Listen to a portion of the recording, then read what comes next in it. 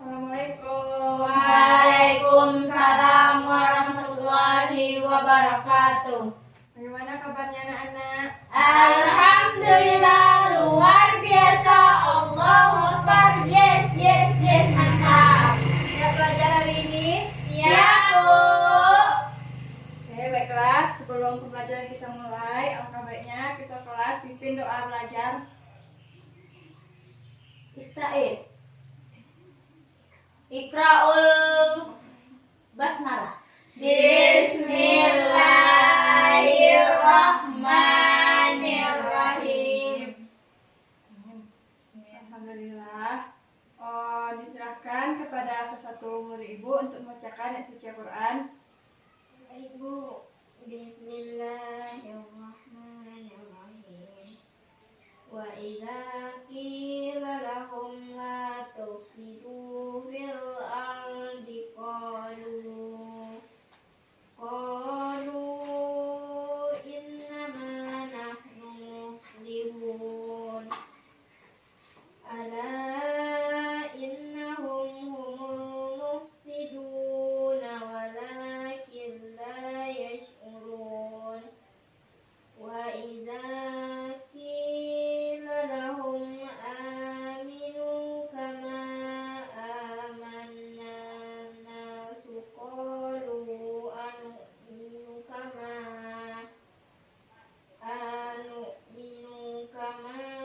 amanas sufaha. Ala innahum humus sufaha walakin la ya'lamun. Sadaqallahul azim. Baiklah, semoga dengan dibacakan suci Al-Quran tadi, semoga kita selalu dalam lindungan Allah Subhanahu wa Ta'ala dan bisa dilancarkan ke depannya. Amin. Baiklah, kita kelas ada teman yang tidak hadir. Tidak, Bu. Hadir semua, Bu. Oke, baiklah. Sekarang kita masuk kepada pembahasan kita hari ini, yaitu tentang perkembangan Islam di Indonesia. Yang pertama ada situasi dan kondisi pra-Islam. Pertama yaitu letak geografis. Wilayah Indonesia berada di letak garis khatulistiwa dan berada pada bentuk curah hujan yang tinggi. Nah, keberadaan dua musim itu membuat pengaruh yang kompleks pada berbagai aspek kehidupan penduduk di Indonesia tersebut. Yang kedua ada keyakinan.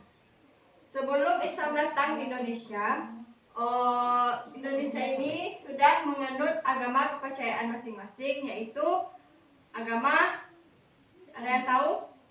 Hindu. Menyembah Orang nenek moyang. Nah, betul. Contohnya menyembah agama kepercayaan dewa-dewa.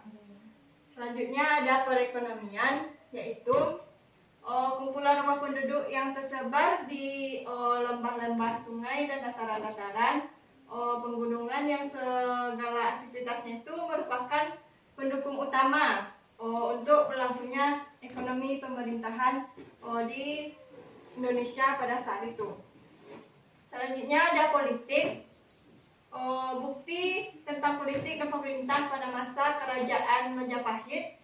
Orang-orang itu menggunakan data-data yang telah didapatkannya dari prasasti. Maka ditemukanlah bahwa bangsa Indonesia itu mengenal sistem politik sebelum pemerintahan masuk ke Indonesia. Selanjutnya yaitu kesenian dan sastra. Kehidupan sastra ketika itu tentunya tidak terlepas dari pujangga sebagai pengubah dan pencipta karya sastra pada saat itu. Selanjutnya yaitu jalur masuknya Islam ke Indonesia. Pertama yaitu teori Gujarat. Ada yang tahu teori Gujarat masuk kapan?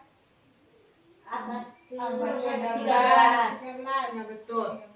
Dikemukakan oleh Pichnapel dan Fatimi dan seorang orientalis berasal dari Belanda.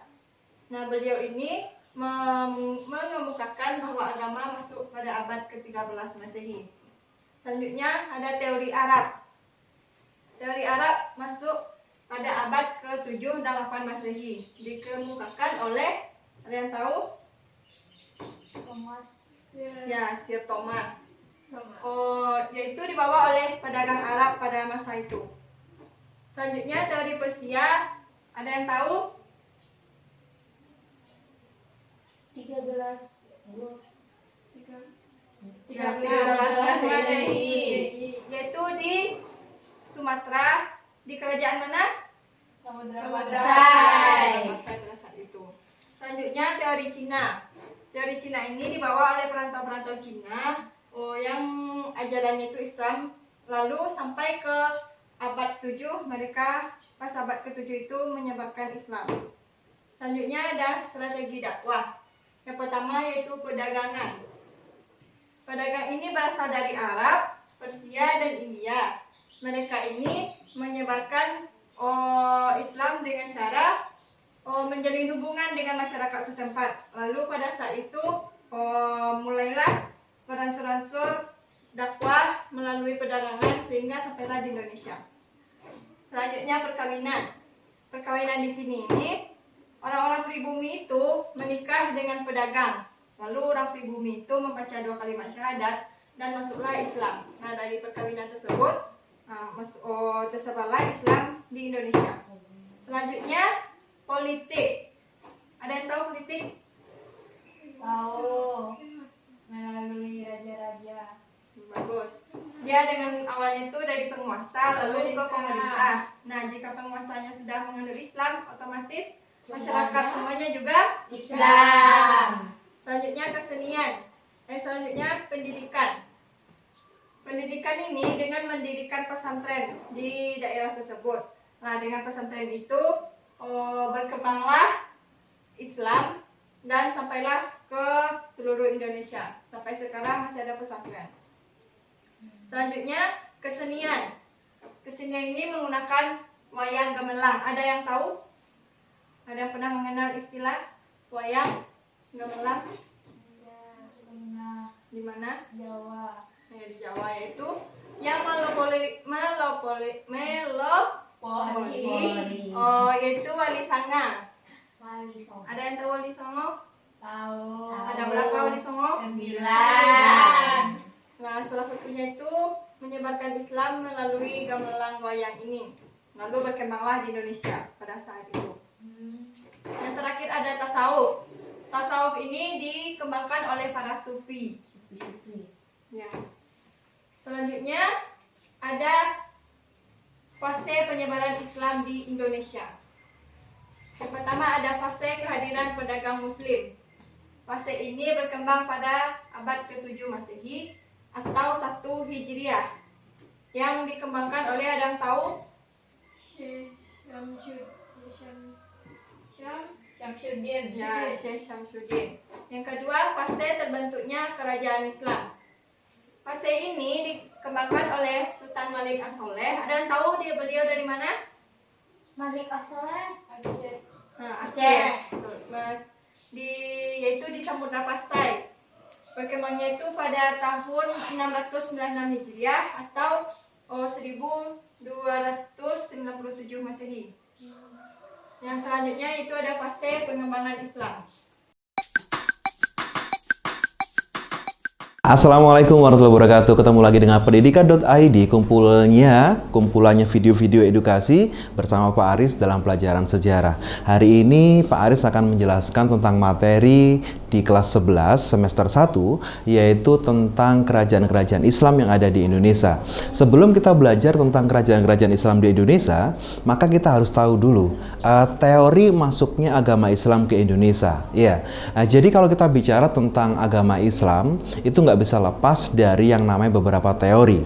Agama Islam masuk ke Indonesia dimulai dari daerah pesisir pantai, kemudian diteruskan ke daerah pedalaman oleh para ulama atau penyebar ajaran Islam. Mengenai kapan Islam masuk ke Indonesia dan siapa pembawanya, terdapat beberapa teori yang mendukungnya.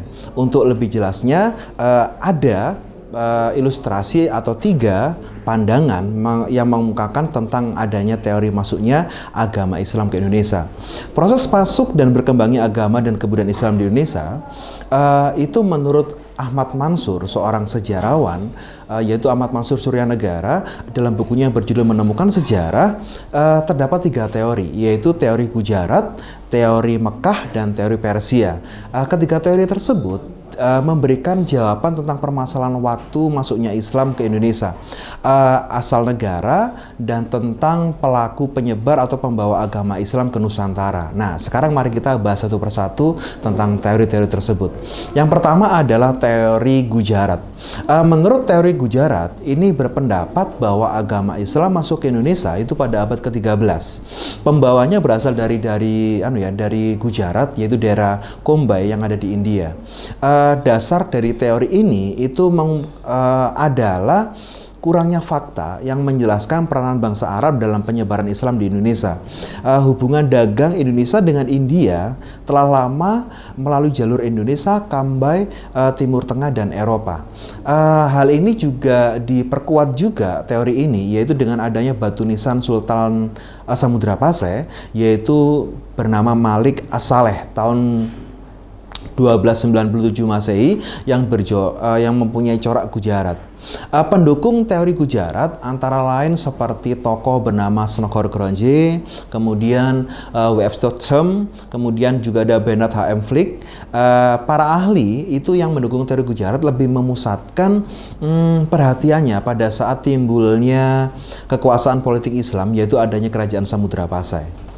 Hal ini juga bersumber dari keterangan Marco Polo dari Venesia, Italia, yang pernah singgah di Perlak pada tahun 1292. Marco Polo menceritakan bahwa di Perlak sudah banyak penduduk yang memeluk Islam dan banyak pedagang Islam dari India yang menyebarkan ajaran Islam. Nah, terus sekarang kita menuju dari teori Gujarat. Teori yang kedua adalah teori Mekah. Teori ini merupakan teori baru yang muncul sebagai sanggahan terhadap teori lama, yaitu teori Gujarat. Teori Mekah. Nah, dari pembahasan hari ini, ada yang mau bertanya atau ada yang ragu? Bu, Silahkan. bagaimana keadaan Indonesia sebelum kedatangan Islam di Indonesia? Sebelum kedatangan Islam Di Indonesia. Jadi, keadaan sebelum kedatangan Islam di Indonesia itu terjadi perubahan sosial yang sangat luar biasa. Nah, dari perubahan itu disebabkanlah agama Islam ini serta sistem politiknya ditandai dengan adanya perubahan keyakinan dari masa ke masanya. Jadi dari masa Hindu ke Buddha itu agama Islam berkembang. Nah, perubahan itu dilatar belakangi oleh ini letak geografis, keyakinan, ekonomi, dan politik kesenian sastra. Nah, dari sinilah berkembang sampai jajaran ekonomi. Ya, Bu. Paham? Paham, Bu. Baiklah. Ibu ada tugas untuk dikumpulkan minggu besok. Silahkan anak-anak ibu membuat ranji. Ya, ranji lah ya. Buat ranji dari kertas karton, separuh saja, usah satu kertas karton. Nah, buat bagus mungkin, dikasih warna, dibuat bagus-bagus, yang poin-poin penting saja. Ranji itu ringkasan-ringkasannya, Bu. Ya, sama dengan ini tapi ada perbedaannya sedikit. Ya, sejenis peta konsep itu. Lalu dikasih warna, tolong kertasnya itu warna putih ya. Ya, Bu. Lalu dibuat nama. Habis itu dikumpul. Ya, Bu. Minggu depan harus dikumpul. Baik, Bu. Baiklah, mungkin sekian dari pembahasan kita hari ini. Jika ada yang mau ditanyakan lagi, silahkan nanti di luar kelas bisa ditanyakan kepada Ibu. Ya, Bu. Silahkan kita kelas ditutup. Ista'in. Iqra'ul hamdalah. Alhamdulillah.